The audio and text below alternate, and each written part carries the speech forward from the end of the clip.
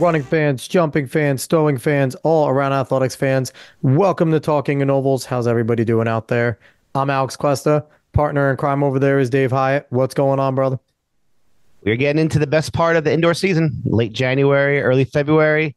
We just had some county meets, some great times coming, and I just cannot wait for all these big time meets to pop off. I mean, if you look at the Terrier Classic 5K, it's like Nagoose, Kincaid. It's stacked, man, and we're gonna have a repeat of last year. And then the summer we have the Olympics. It's gonna be a busy time on Talking in Ovals. I certainly find it absolutely insane what the Terrier has become because I remember going to it all 4 years of running at Marist. And don't get me wrong, there were some really fast freaking times. But now it's like you have all these pros going there to like run like national qualifier, A standard times, like just things that are insane. And it's like, Time trial meet. you want to break 4 minutes? Go run the Terrier. Like It is a time trial meet. By heat 20, they might actually run a freaking 401. Who knows? So We'll see. I'm excited to see that. Quick news that if people didn't look at, I just saw a list. FlowTrack just voted New Jersey as the hardest, the best state for indoor track. So that's exciting. Even though nobody gave FlowTrack the memo, that's not indoor track anymore. Damn it! It is short track. Don't piss Sebco off. Anyway, but yeah, no, it's still indoor. I thought that was pretty cool. Jersey got some love there. Of course, they are loaded every year. Every single year. So, but before we get into the fun stuff, today's Monday, January 22nd of 2024. It is episode 72. If you like what you hear today, give us a like, share, follow, subscribe, rate 5-star Spotify and iTunes. Spread this word of mouth. Go look for us on the socials at Talking in Ovals. We have PRs to get to. Before we do that, last week we could talk to Coach Todd Briggs, not Todd Bridges. Briggs, yes. Briggs. Todd Briggs. He's the head girls coach over at Freehold Township High School for XC and track. And it was a great show. We got into a whole bunch of things. He's an open book, which is always nice because it's hard to be with a lot of shenanigans, NJSIA polls. But overall, go listen to it. Coach Briggs was fantastic. And I want to jump into it because we got a great show today. But let's go with the PRs. Hyatt, you want to start us off? Well, I just want to say one of my favorite things since starting this podcast is getting back in touch with a lot of old friends, either college roommates or people that I used to coach against or run against in high school. And what's cool now is that a lot of their kids are now running. So I find that really cool. Being a father of two daughters, mine don't run yet, but that's okay. It's their choice, whatever they want. But Coach Rivera, Wilfredo Rivera at South Brunswick, his daughter just ran a 5:23, 1500 at Ocean Breeze. For an eighth grade, right? I mean that's pretty good. Definitely well sub 5. She ran 5:39 last spring as a 7th grader. So yeah, she's going to be going to Heightstown, and I look forward to watching her do some great stuff. And then we have one of our past guests, Adam Nalvin. His son is a triple jumper at Brook Memorial, and he jumped a jump of 38 feet, 9 and a quarter inches at Ocean Breeze yesterday. Yep. So it's just cool seeing all those kids of the former people that and then where I'm teaching now over at Manasquan, a big day yesterday at the Monmouth County Championships. They finished second for the girls team. They were led by a 5:10 victory by Angelina George in the 16. Kat Keefe with a PR of 2:19 to get second in the 8. And the 4x4 team of Angelina George, Violet Nolan, Mia Moore, and Kat Keefe again broke the school record and ran 4:13 to get second place. Again, Manasquan girls, small school, getting second place in all of Monmouth County. Great job, Coach Prendergast and Coach Reed. And doing one more on because Brian threw one last one. So sophomore Gwen O'Connor. Oh, the high jump. He ran that 7.82 in the 55. Yeah. And that was 7.81 from her. Yeah, she was 0.01 off from the record. So she's a sophomore. She'll get that record. So we're excited to get that announcement. So I'll jump into mine real quick. We were pumped. We got a cool message on Facebook Messenger. Apparently, people from Southwest Michigan are listening to us because gentleman by the name of Tom Figueroa. He coaches a club, which we didn't get the name. We will in the future of the club, but coaches a club out there for middle school, high school, and he had some of his girls compete at the University of Michigan High School Invite. And Elena Figueroa took second in the 32 with a 10-second PR of 10:43.33, and Haley Schiffenender. I hope I didn't screw your name up. I'm sorry. She PR'd in the mile with the 5:39.10 and also in the 32 with an 11:54.08. So thank you for listening. Girls, It I is ruin your names. it is the Red Arrow Track Club. Red Arrow Track Club. Awesome. I love that name. It's a badass name. And, with the aforementioned show with, we had Coach Briggs on last week. His daughter happened to have a big PR. She's a freshman. And in her first ever mile, Natalie Briggs ran a 5:36 in the 1600. She won her second heat and she qualified herself for the Nike Indoor Nationals freshman mile. So great job, Natalie. And let's continue real quick. And what do we have? We have one more left. Yep. So at the Ocean County Championships. Two more left. Two more. Okay. But we'll see. You'll give us the other one. Oh, yep. So at the Ocean County Championships, our Lacey buddy, Steve Geiger, gave us Andrew Tacher, ran a 9:49.90 in the 3200. And what's our other one? I'm missing one. What am I missing here? Coach Rivera over at Hightstown this winter gave us a Jack Kane winning the Mercer County 3200 meter in a time of 9:58.77. Congrats, guys. Yes, Girls, awesome. Keep it up and keep sending us those PRs. We want to give everyone a shout out. Doesn't matter how fast or how slow. This sport is too damn hard as it is. Everyone deserves to get love and to get a shout out. So our guest today is someone that, whether or not he likes or wants us to give him shout outs for his PRs, he is too damn good to ignore half the time, because the times that he's running is, winning states caliber, nationals caliber, some really good stuff. And he's someone that, if you listen to the show, Jim Lambert will rant and rave about him, and we could probably have a whole podcast about him. But he is Jimmy Wischusen. He's a Union Catholic standout distance runner and one of the top runners in New Jersey. What's going on, Jimmy? I'm good. I'm happy to be here. Yeah, I'm excited. Yeah, we're excited to have you. We asked Jim, we're like, you think Jimmy would be interested in coming on? He's like, oh, I'll talk to him. Well, we'll see. And then boom, connection was made.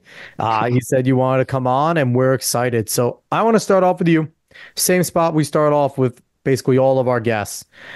When did you get the spark to become a runner? Because most people don't sit there and are like, oh, I just want to run for fun in my life. Like, there's usually a moment where you're just like, hey, I think I'm really good at this. I actually enjoy this. I can do it. So when was that for you? Well, I have a text from Jimmy Lambert, and he told me to ask. He said a good question would be how and why Jimmy became a distance runner, and that no one saw this coming when he entered high school, especially Jimmy himself. Can you elaborate on that for Mr. Lambert?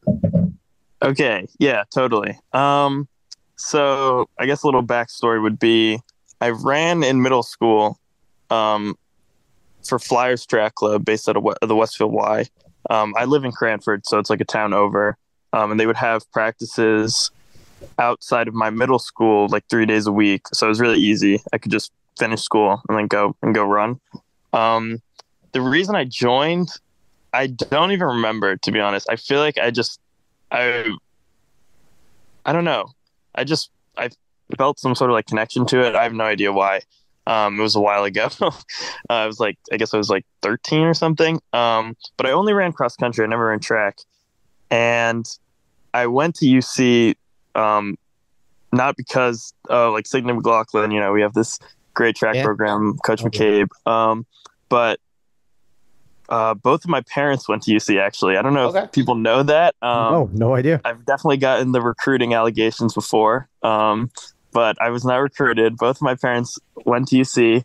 I have a bunch of family members who've worked at UC. My dad's in the Hall of Fame at UC. So, yeah, I have a big connection to the school.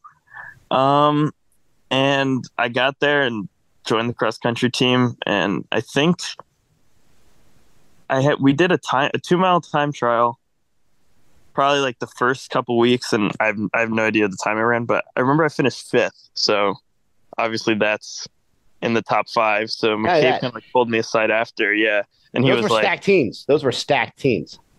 At my freshman year, we weren't that good. We were okay, but like it was a big deal for me to finish 5th, and McCabe kind of pulled me aside and was like, 5th, that's a score. You'll be on varsity and stuff. And I don't know. I think I heard varsity and I was like, oh wow, it's kind of cool to be varsity as a freshman. But yeah, I think I just kind of bought into the process pretty quickly. I think I'm just kind of a natural competitor. So whatever it is, I like to win. So I'll I'll do my best. And yeah, I don't know. I don't know if that was like really like the moment, or if it was just kind of like a gradual build of kind of good things happening and winning some stuff. But yeah. So was it always, hold on, go ahead, Dave, go for it. So I'm saying, so we can clear it up. You didn't go to UC for running. Your parents went there. It wasn't some like, hey, everybody goes to CBA or UC. It's, hey, my family went there. We have tradition there. Let's go. Love it. You know what, though? Let the conspiracy theories go, because if they're talking mess, that means they're paying attention to you. So let them have fun. Let the conspiracy theorists go. Let them do their thing. No, yeah. I don't know. It's crazy that people think that. I feel like it's more of like a testament to like how great of a coach McCabe is, honestly. And yeah,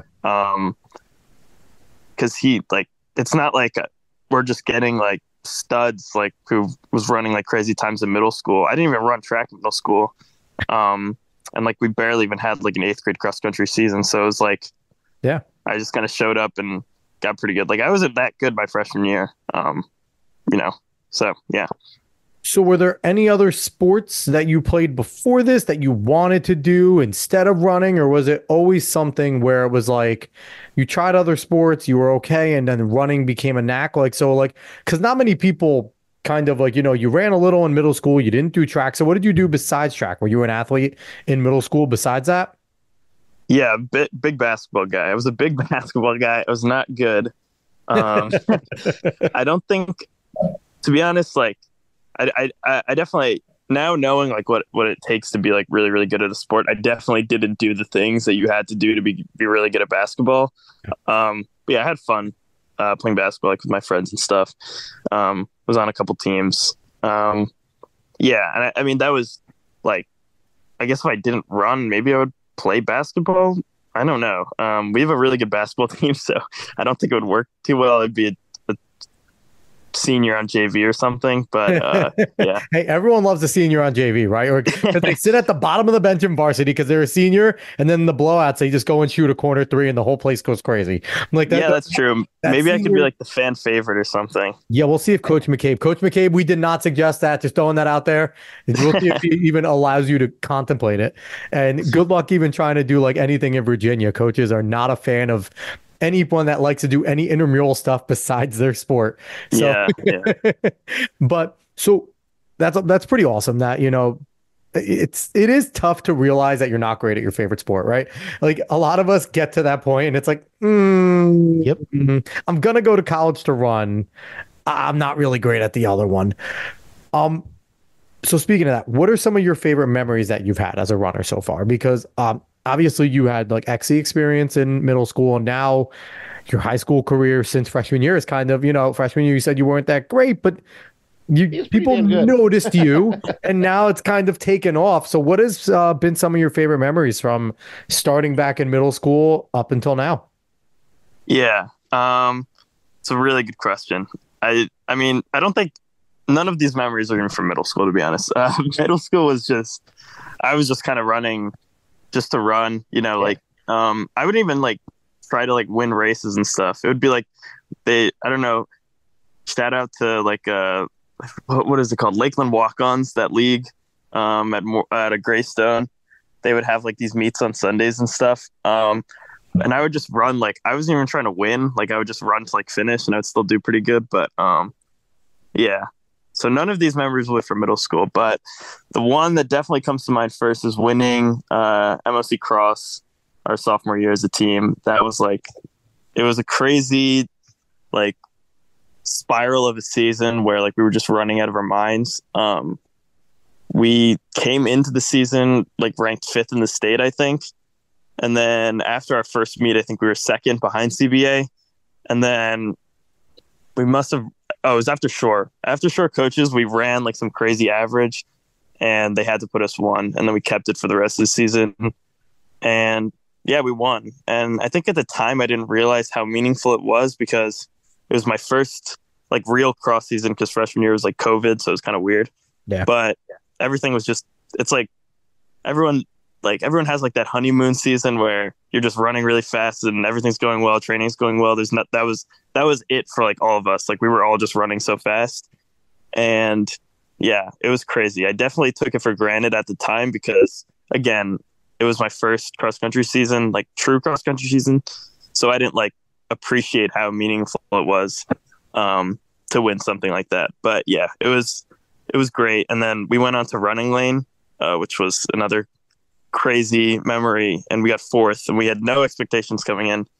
Yeah, we finished fourth as a country, fourth in the country as a team. So yeah, it's pretty crazy. So what was it like coming in and having like Shane and Miles and all those guys there who were already established? Like, did they take you under your wing, or was it kind of like let's all be competitive? What was that whole dynamic like? Yeah, Shane and Miles, I owe a lot to. They definitely just kind of showed me the ropes on how to be a runner, how to kind of handle yourself and not take things like too seriously, and just have fun with it. But yeah, it was great having them to always run with and work out with. And that cross country season was the easiest for me racing wise too, because I never had to think. I would just follow Shane, and then eventually I would fall off of him a little bit. And yeah, but I never had to make any decisions on my own, like in terms of racing. Like, oh, should I go then? I would just follow Shane because I was like, oh, he knows what he's doing. He's going to Harvard. That's what the older leaders are there for. So did you learn a lot in terms of like leadership qualities, right? Because you had those guys in front of you, and then, it's your team. Now it's your team and you're the leader. And like that happens real quick, right? That happens fast where, yesterday you're behind your seniors and your juniors and they're running really well. And you're just that guy hanging on, not making any decisions. And then all of a sudden, poof, you have these little 14-year-olds going, Jimmy, what do I do next? Like, how much did you learn on how to be a leader and how to take some of these kids under your wing and see kids that maybe have some talent, but need some, not outside of just the coach, but need some of their, there's some of their teammates to help them out. How much did you learn from them? A lot. I think just leading by example, just always doing, generally the right thing. I like that you said generally. High school kids, at least you're not a liar. Yeah, generally the right thing. We all have our moments, but yeah, I mean, Miles and Shane. Miles is like when you first meet him, he's very like stoic.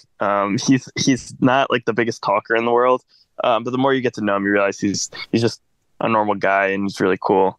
And Shane is definitely more sort of energetic, bouncing off the walls type of guy. Blonde hair flowing. Yes. It was an interesting dynamic between the two of them because they were both very different people, but they led us really well together. Yeah. That's awesome.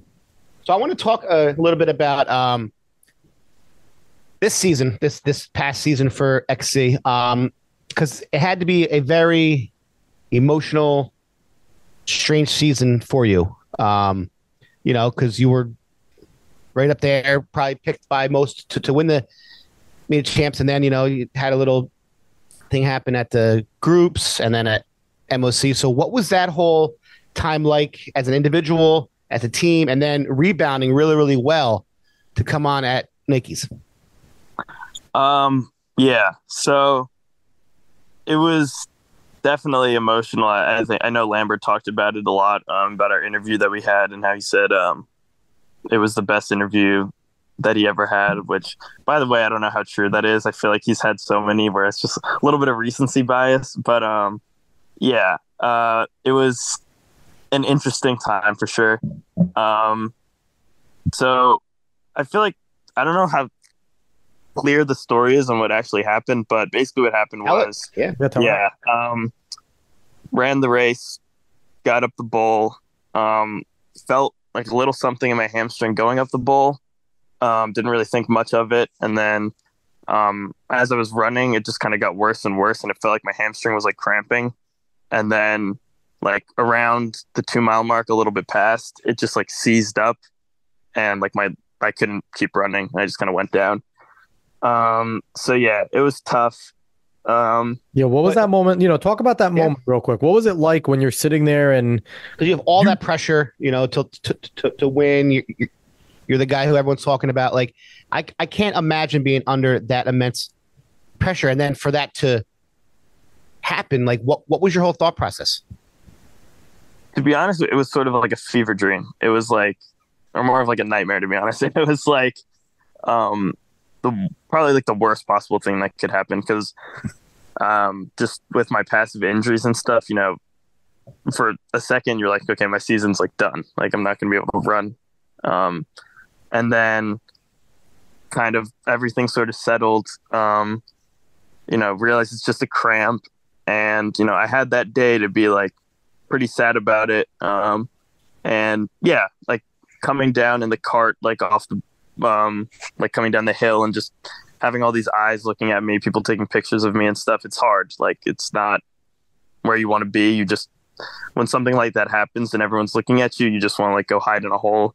did you stay off social media that night? Did you kind of just not look at anything? Did you or did you say bring it on? I don't care. Not go on the Let's Run storyboards. Like what was that? I don't really know. I don't even really remember if I went on it or not. I mean, I think some people like posted some stuff, but I mean that it doesn't really matter to me that much. But yeah, that happened. I had a great chiro kind of work on me. We got through it, got through the week. Now, so quick question with that, real quick.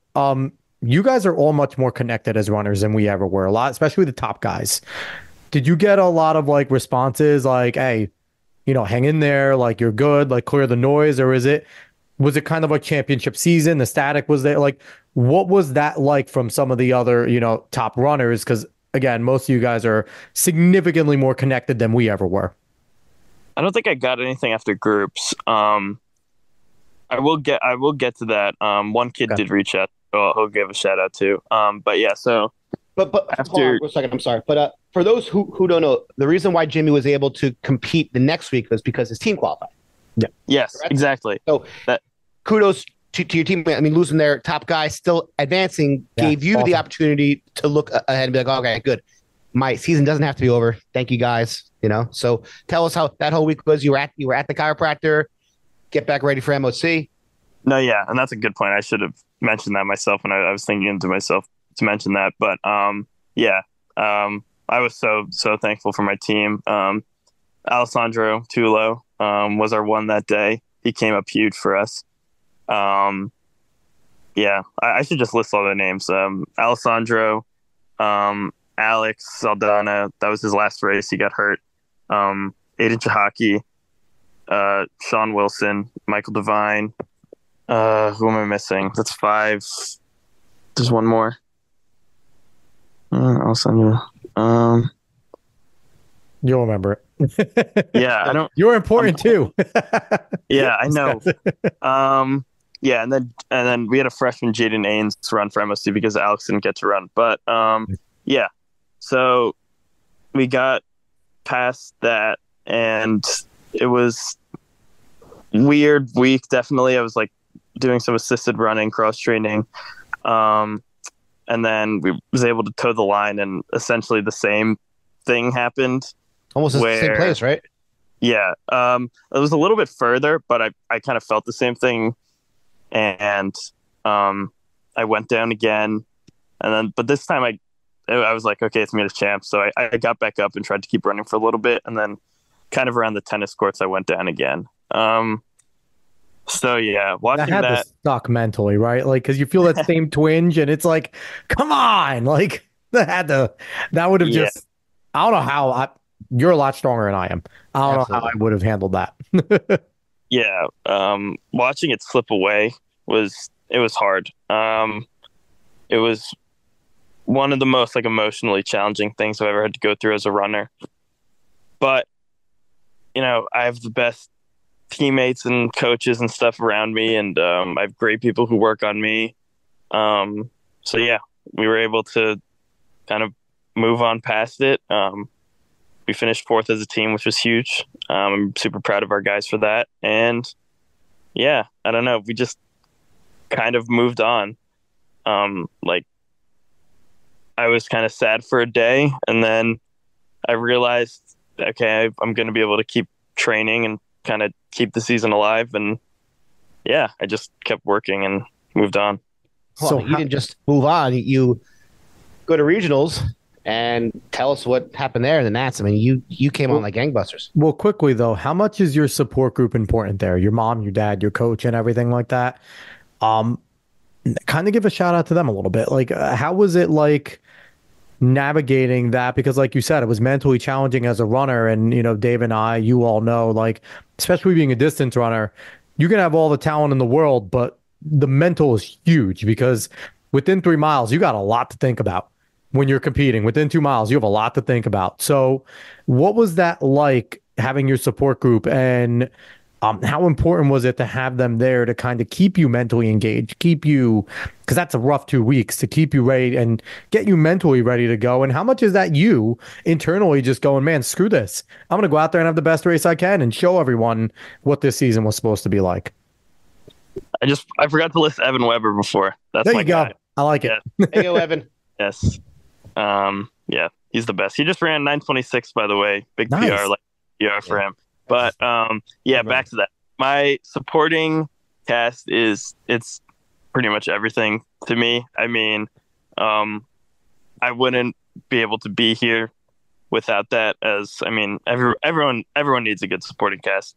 Everyone needs people who they can talk to and who they can rely on, and who will make sure that they're getting like the proper care that they need. Definitely. So yeah, I mean, it's huge for me, and I think everyone needs a group of people, if not one or two. Maybe I'm lucky enough to have multiple people who I can rely on. But yeah. So how was that mind frame in those 2 weeks leading up to the regionals, or was it 1 week? I'm sorry, I'm not sure. It was 2 weeks. Yeah. 2 weeks, right? So I guess it was sort of like hoping that everything would stay okay with my hamstring, hoping that it was enough time where it would recover, and to just kind of putting my head down and cross training. And, I wasn't doubting myself in terms of fitness. I knew how fit I was, and I knew where I was racing wise. So just kind of working, and we had a really good plan going into the race, and I executed it pretty well, so I was happy. I think, for me, thinking in that, it would be hard for me to like get into this race and be aggressive again, right? And that's kind of, you're one of the top runners. You have to go in and be aggressive, but that would be tough. Did it kind of help that the race wasn't back at Homedale? That it was kind of like, a different venue. This isn't going to happen again. I don't have to deal with that stupid bowl. Like, was that kind of something going in there? It's like, all right, maybe I got a shot at not, because, every course has its challenges, but we know Homedale is one of the toughest in the country. So did that kind of help in like, staying aggressive? Like, was that always a mindset too? Like, hey, if I'm going to toe the line, I got to be myself. Yeah. I mean, I think I didn't even think about that, but I think it was helpful to kind of be in a different atmosphere than Homedale. But Bowdoin it's similar in terms of the hills. That second mile sucks. That's in my neck of the woods. I live in Poughkeepsie. I'm right there next to Bowdoin. Oh, really? Many a times. Yeah. It is. That second mile is miserable. It is. That course is something else. Yeah. It's very weird. I would say something we talked about a lot is the effort there might not feel as hard, but your time is going to be slower just because it's such a weird course in terms of the turns and stuff, like the switchbacks and whatnot. Yep. But yeah. The hill was definitely worrisome a little bit, but the plan going in was to kind of lay off the first mile, put myself in a good position. So I came through like 5:10 or something, which isn't that fast for me. I think I went out faster like a year ago at the like Bowdoin Classic or whatever in September. Yeah. But yeah, I got to the first mile in a good place. I think it was in third or fourth. Joe and Byron were like hammering up front with each other, and then I just kind of stayed cool, was able to get up the hill, everything felt good, and then I came down it and I was like, okay, I'm feeling pretty good, and then I started to kind of work towards Joe, and Byron was a little too far out where I could kind of make a move on him, but I was just kind of thinking, all right, we're in a good spot, just finish this race.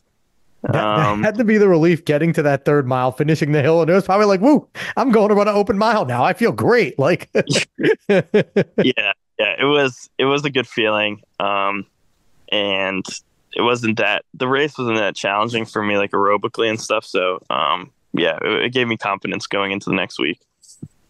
And then you go to a Nats, 7th in the country. How was that? Yeah, talk about that. Talk about Nats, the experience there and competing there. It was something else. That meet, not only the meet itself, but everything before it, and after it is nothing like I've ever been to in an event like that. Everything, they make it so easy for you. Everything is catered toward you. They give you everything you could ever need. All your meals, all your like rides and stuff. Yeah, all the gear. They just give it to you, which is very nice. Yeah. And then, yeah, in terms of the race, I had no expectations going in. I think I kind of talked to McCabe a little bit before, like, just be aggressive and see what you can do. So, yeah, I mean, I run every race trying to win. So I got out that first. We ran on the course the day before, and it was like a slip and slide. Like everybody was just nice. falling, slipping. Everyone's shoes was covered in mud. So, yeah. And then obviously walking to the line before, you see the part of the course is a giant puddle.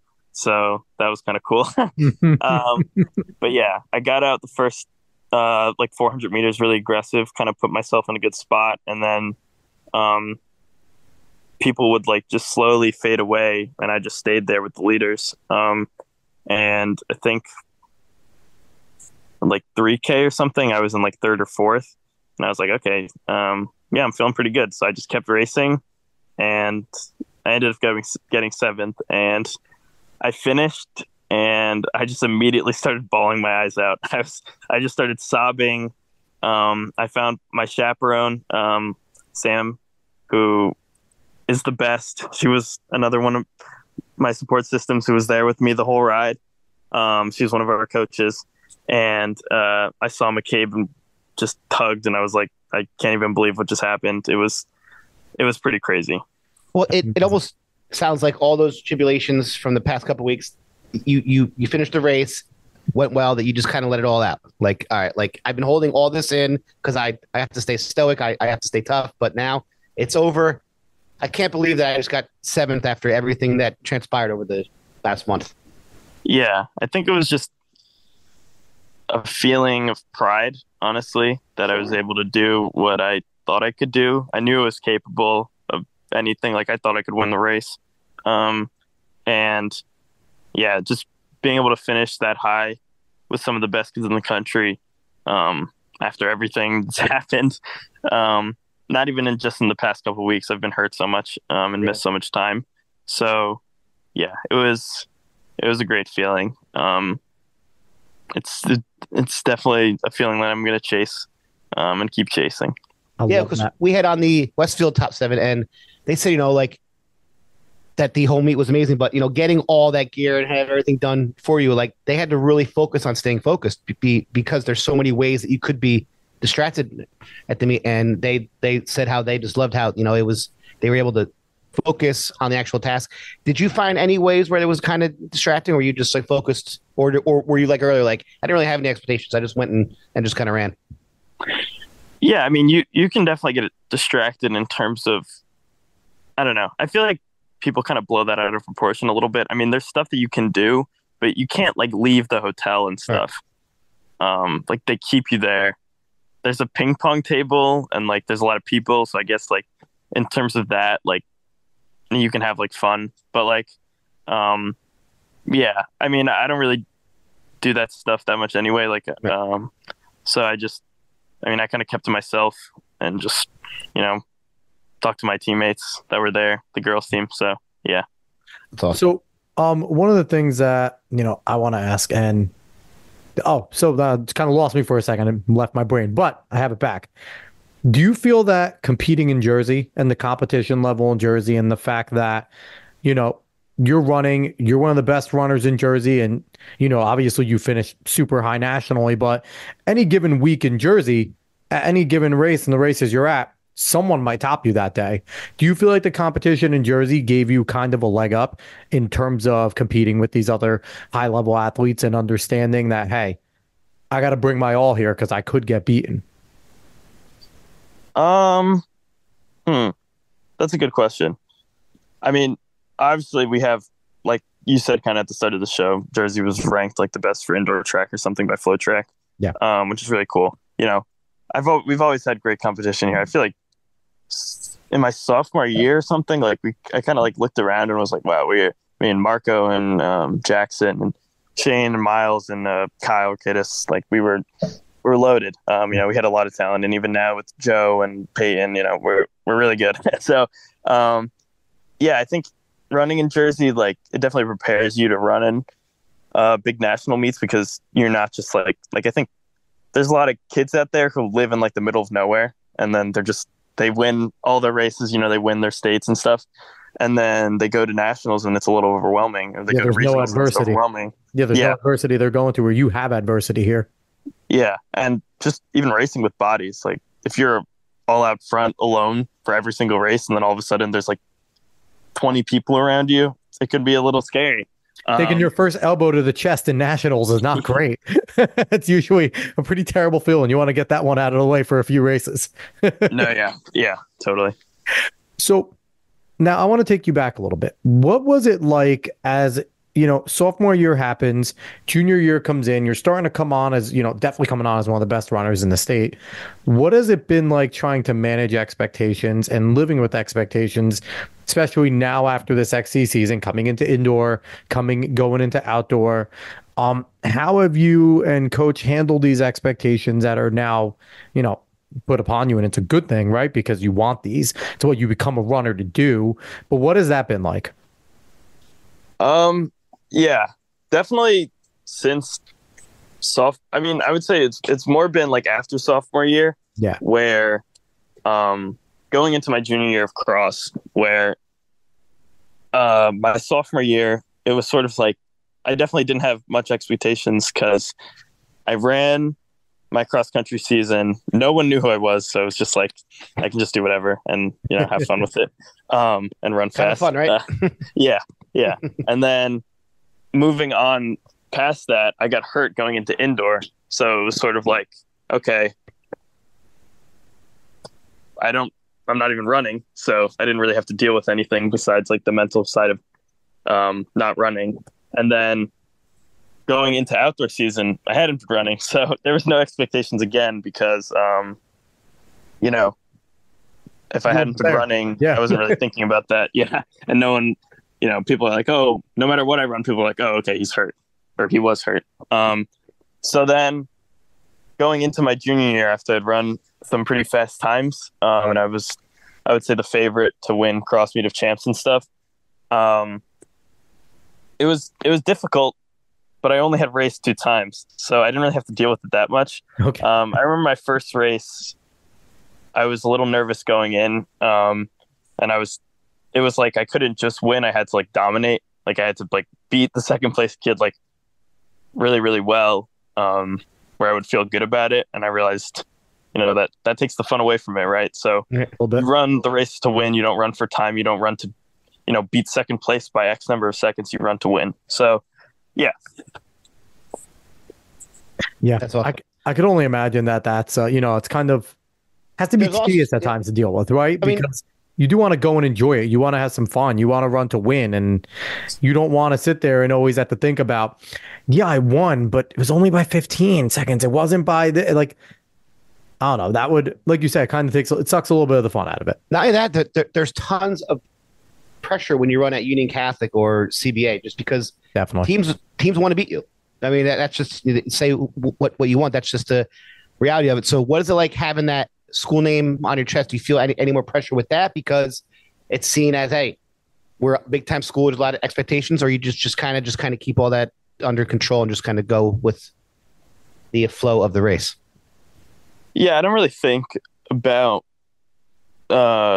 things in terms of that, to be honest. Like I don't think because I run for UC, like I should, good for you, win every race. Yeah, and just I've definitely gotten better in terms of handling expectations and pressure because pressure is it's what you make it. It's not like a real thing. It's not like something that's physically, like hurting Put you on or, you, yeah. Yeah. It's something that you make up in your mind. And, it's the same thing with expectations. Like people have expectations for you, but it doesn't matter what other people think. So it doesn't, at the end of the day, it doesn't matter. So yeah, I mean, you can have expectations for yourself, but they have to be healthy, realistic expectations. And, I don't even really think about time that much anymore. Like I'm not somebody who's like, it would be nice to break 4 minutes in the mile, but if I don't, it's not like it's the end of the world. And it would be nice to run 8:40 blank, but if I don't, it's not the end of the world. It's more of just, competing in the races I'm in, taking every opportunity, for what it is and making the most out of it. And yeah, trying to win every race. And kind of like what you just said, fortunate you do run in this great state with such great competition that if you just focus on winning the race, the times will probably come anyway. Exactly. Yeah. Times always follow good races. So yeah. And that's it was pretty cool because, at NXN actually, Woody Kincaid talked to us. That's awesome. That's awesome. That's one thing he said was, I never run well when I have like expectations or I'm looking for a time going into a race. I run well when I'm just, having fun with the sport and competing. So when you compete against really good individuals, the time will come. So when I ran my sophomore year, ran 8:56 for 2 miles, I wasn't like, oh, I got to go run 8:56. I was just in a race with a lot of good people and I competed well and I ran fast. Yeah, definitely. So what do you think about Jim putting you as one of the predictions of, what was it, the sub 840 group that we were going to have? Sub 9 group. Oh, sub 9. Yeah, sub 9 group, indoor, not 840, Jesus. Sub 9 group. 4 of you. He's thinking for indoor 32. He put 4 names. What is your confidence level? Is it matching Jim Lambert's? After we just talked about you not caring about time, right? Yeah. Yeah, I mean, I've done it before. I think I can. Yeah, I think I should be able to break 9. It'll probably happen at some point this indoor season. Yeah, I didn't even see that. I didn't even know there was a thing. But yeah, that was one of his bold predictions. We had Jim make some bold predictions on the show. He said 4 people will break 9 minutes this indoor season. Lock it up. Jim, he gets all animated and it's yeah, awesome. I can see that. I'm assuming it's me, Joe, Avery, and Peyton. So yes, exactly. Okay. Yeah, that makes sense. Yeah, yeah. Avery just ran really good at counties, so 9:16. Yep. Yeah, I can definitely see that happening.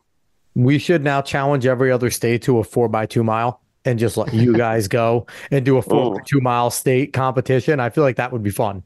Yeah, I'm taking us versus anybody. Yeah. So, you brought it up earlier. It's probably not something that you like to talk about, but the injuries, they have been a fixture in your career thus far.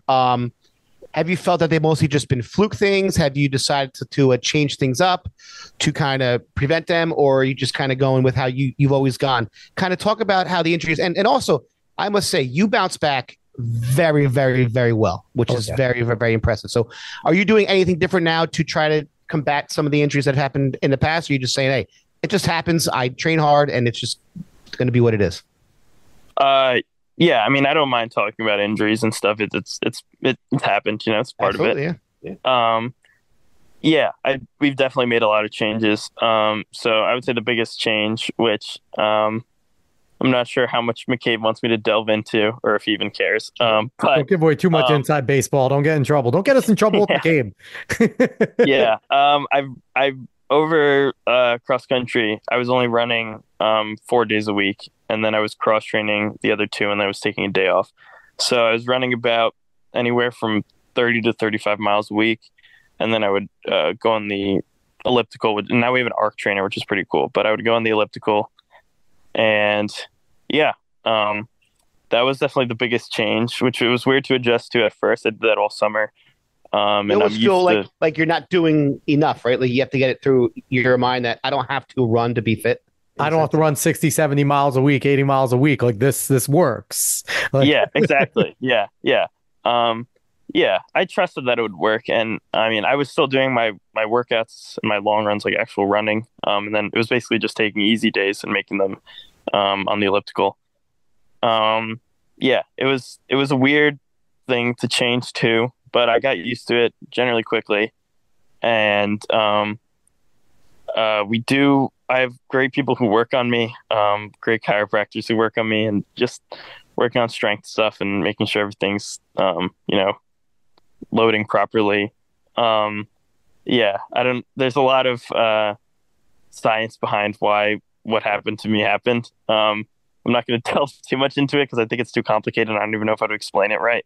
But yeah.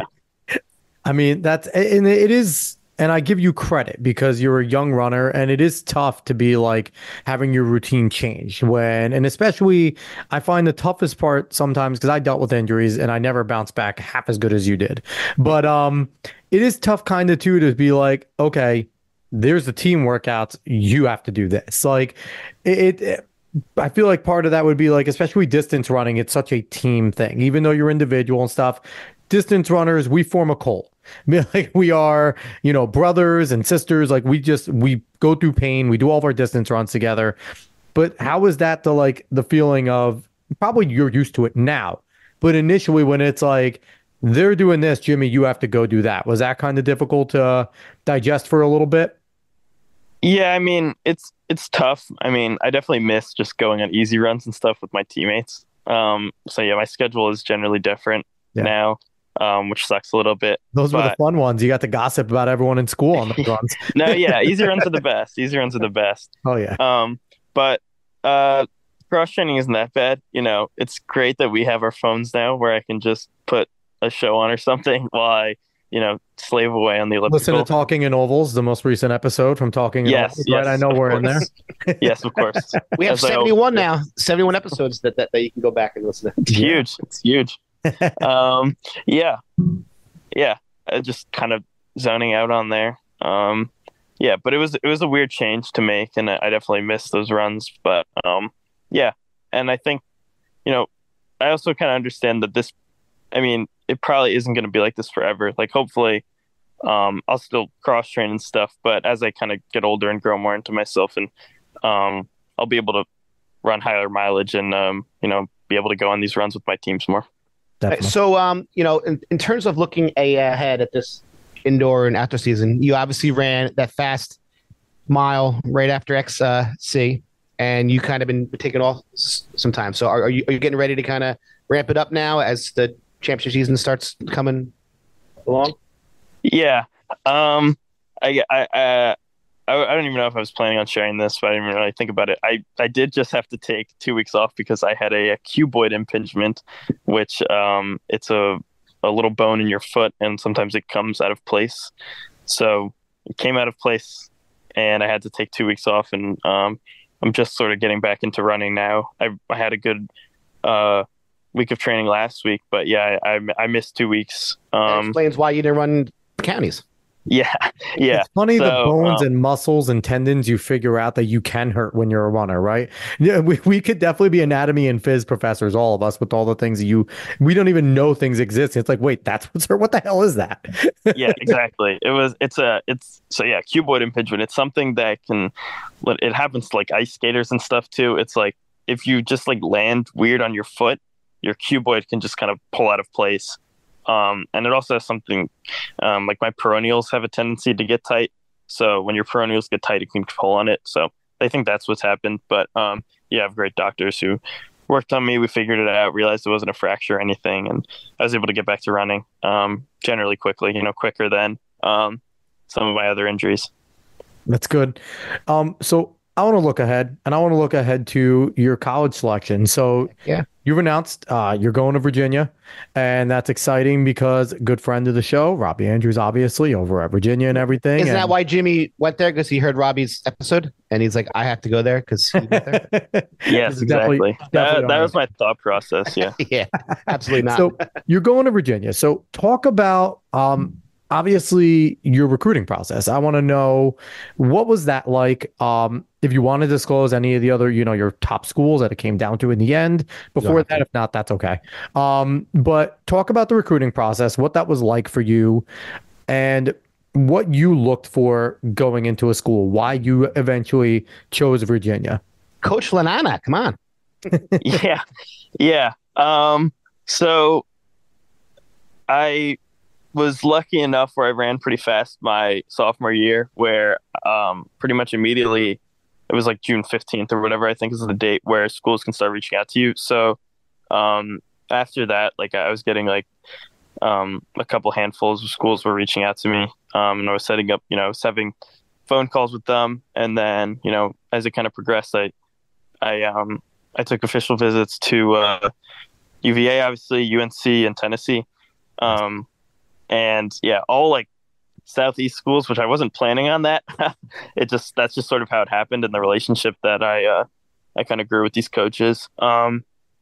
And yeah, I was planning on taking a visit to Northern Arizona too. But I went to UVA, and I met Vin in person, and I met some of the team.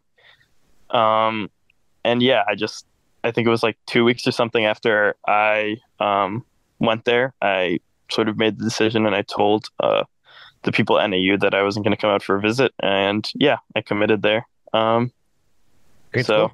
Yeah, sometimes you just know, pretty right? Excited. You walk onto a campus and you just kind of look around and you interact with the team and the coach, and you're just like, yeah, this is home. Like, you just kind of know, you get that feeling, and you go to visit other schools and you're like, yeah, they're great schools. I could do good things here, but it's not Virginia, like, and did you have that feeling too as you were at Tennessee at UNC? Like, did you kind of have that feeling like, I like these guys, it was a good team, good coach, love the school, but it's not VA? Like, is that something that kept on coming back to you? Yeah, UVA was actually my last visit that I took. So, okay. Yeah, I took UNC first, and then Tennessee, and then UVA. But talking to Vin, I felt like he was the most genuine coach that I talked to out of any of the coaches that I had conversations with. He's been doing this for too long, where he's not going to make the car salesman pitch. Not that any of the other schools I visited kind of made those, but he's not going to give like that spiel on why you should come here and why it's the best out of any other school. He just gives you the facts, and he tells you what he's done and what they're doing at UVA now.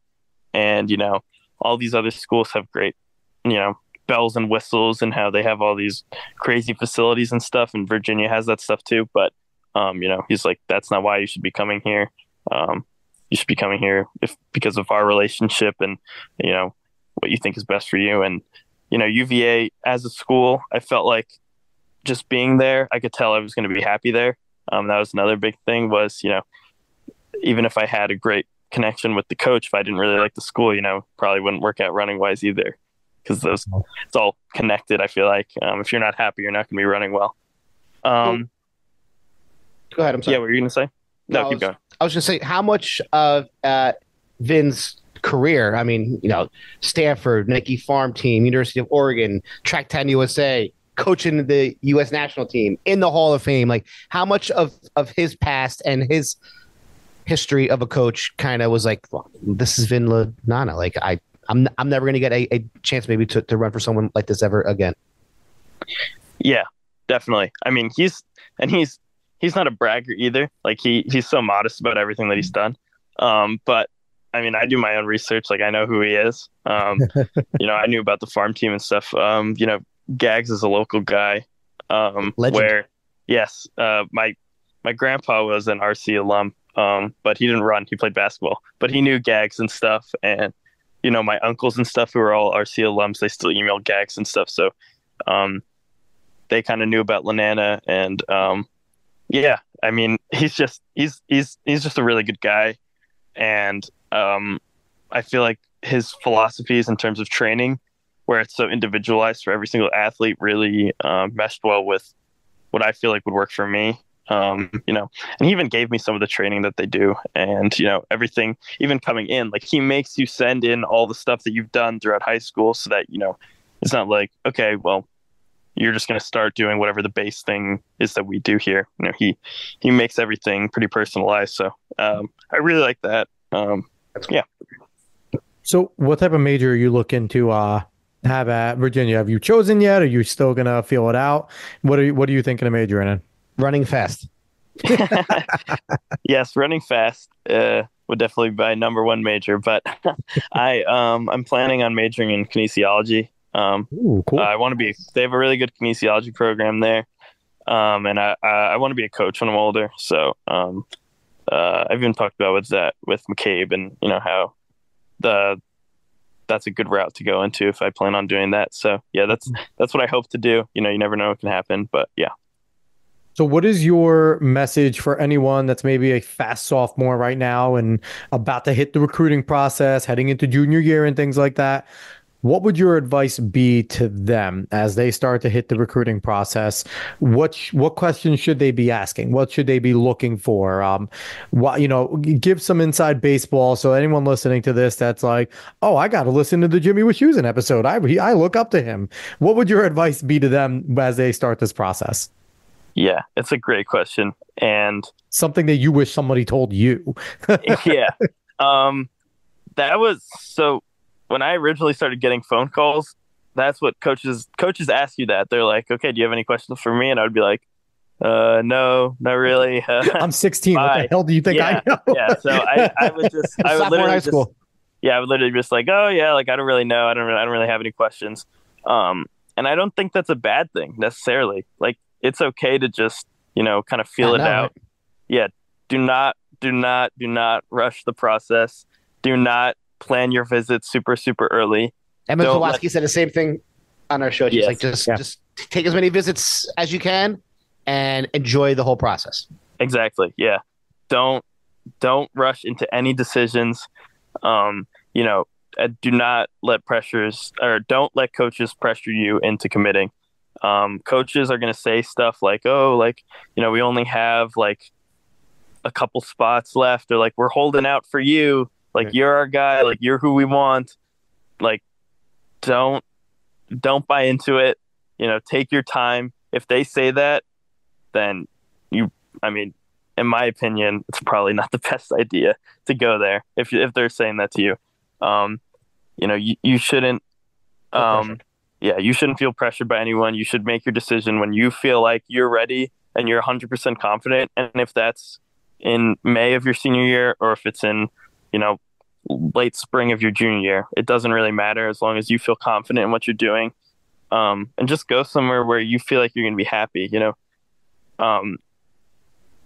even if you feel like a school is, has everything that you thought, like, if it's a big name school and they've done really well on track and it's everything that you dreamed about wanting to go to, and then you go there and you're like, oh, I don't really like it. Don't just go there because they've been really good at track in the past. Go somewhere where you're going to be happy, and a coach that you have a good relationship with and you feel confident in. Yeah, because your college experience is all about your coaching. Like, you can get fast runners anywhere. I mean, look at Northern Arizona. Nobody heard of them 20 years ago. Now they're like the perennial place to go for XC. So it's all about the coach and the fit and the city and the place. Sometimes people don't want to go far from home, and that's fine too. I love what you said. Don't feel the pressure. Do what's best for you and you only and your family. And Hyatt, you bring up NAU, and it's like Jimmy even said, like, he was gonna go visit there, and instead he fell in love with Virginia. And it's like, you could have very easily been like, you know what, let me just go take that visit because they are one of the top 2 schools in the country. You know what I mean? But you found your home, and I think you made, like you said, the best decision for you. And you're with the fantastic coach that helps. Good culture in Virginia, and I think you're going to do fantastic things the rest of this year.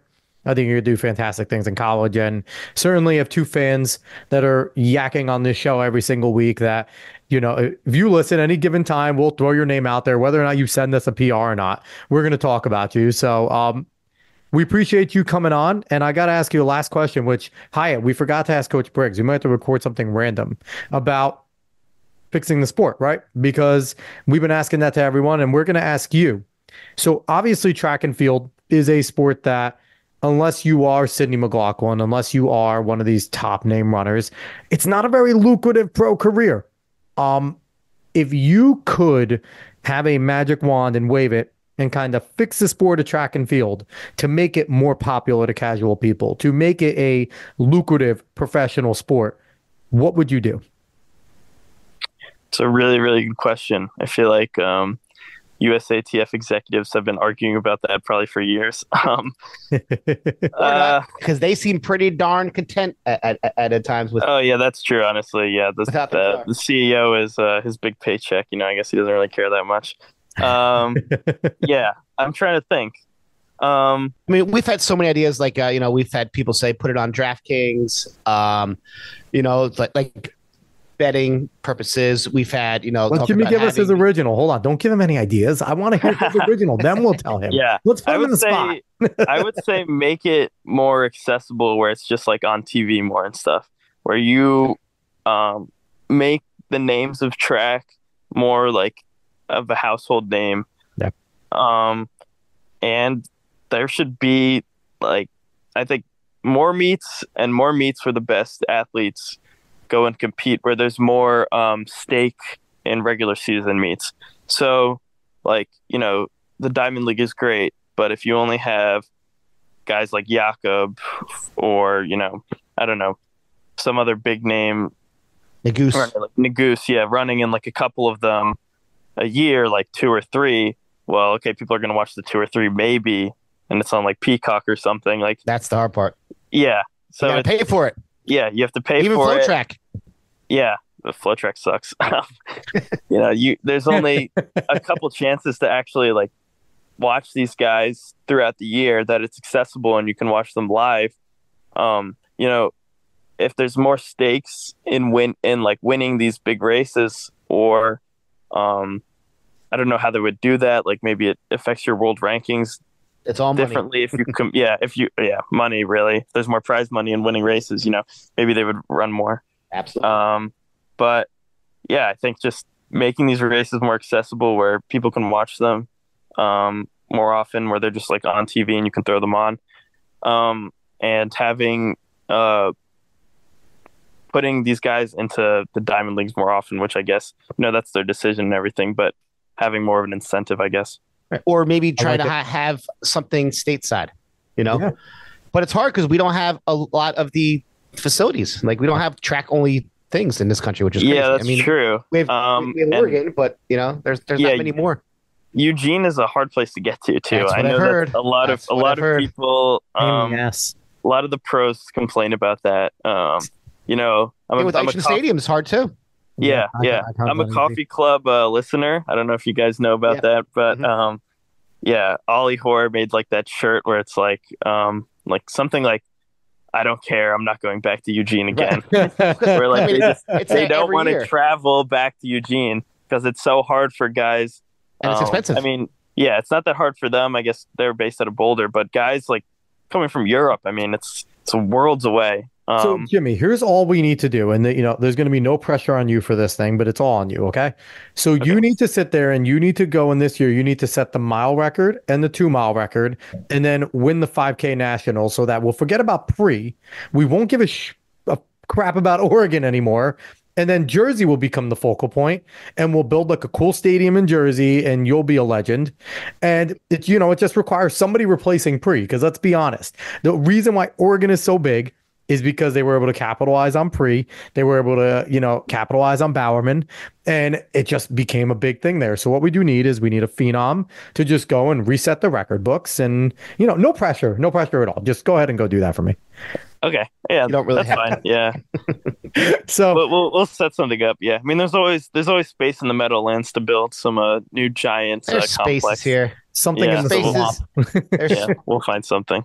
Definitely. All right. So Jimmy, thank you so much for coming on. We appreciate this. Lots of fun, man. Awesome, Jimmy. Yeah, of course. Yeah.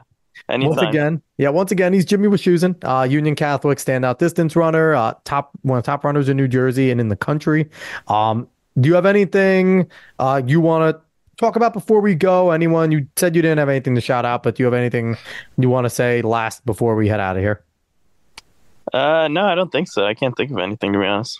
Hi, anything you have to say? This is great. It's it's always great when we get to talk to the future of the sport. I'm just so impressed when we have any high school guests on how articulate and how I would have been a bubbling idiot at we still that are. age. Oh well, yeah, we still are bubbling idiots. That hasn't changed.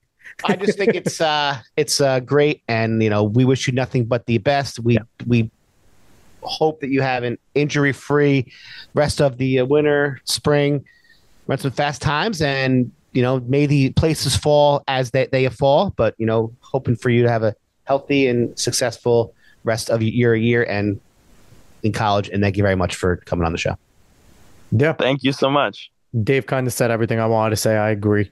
Just how we had Peyton Hollis, we had Emma Zawatsky, we had, just a bunch of young guests. The whole Westfield top seven. Westfield top seven, and just how comfortable you guys are is just something that's insane. I used to get nervous when the paper would want to interview me, and I'd be like, I thank my mom. She's great. I could not definitely see myself going on a podcast. So you guys are awesome. Yeah. Second, what Dave said. You're gonna run fast, dude. I'm not even hoping for healthy because it's gonna happen. You're gonna do something crazy this year, and it's all because you came on Talking in Ovals. So we will continue. We have brought some pretty good luck to our past guests. So let's not jinx. So it's not here. Anytime I run something fast, I'll thank you guys, and I'll call back to this moment. Hey, listen, Emma got her repeat mock championship, and we fully think it's because she came on the show before the season. So probably true. It's probably true. Instead of kissing up to God of your family, just be make a PO sign, throw the oval around. That's what it'll mean. That'll be anyone throwing up the ovals after means Talking in Ovals. There we go. You were on too. So once again, we appreciate anyone for listening. If you like what you heard, like, share, follow, subscribe, rate 5 stars, Spotify and iTunes. Spread this word of mouth. Look for us on the socials at Talking in Ovals. We'll be back next week. As always, so long, everybody.